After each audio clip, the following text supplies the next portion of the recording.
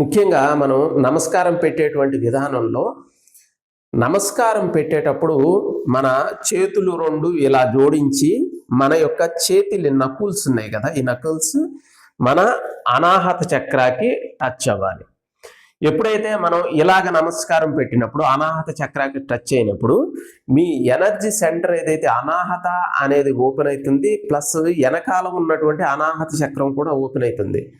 అప్పుడు ఏంటంటే మీరు ఎదుటి వాళ్ళకి మీరు వాళ్ళు చెప్పేటువంటి విషయాలను స్వీకరించడమే కాకుండా వాళ్ళకి మీరు సరెండర్ అవుతారు, మీకు వాళ్ళు సరెండర్ అవుతారు. ఇద్దరికీ కూడా ఒక బాండింగ్ అనేది ఏర్పడుతుంది.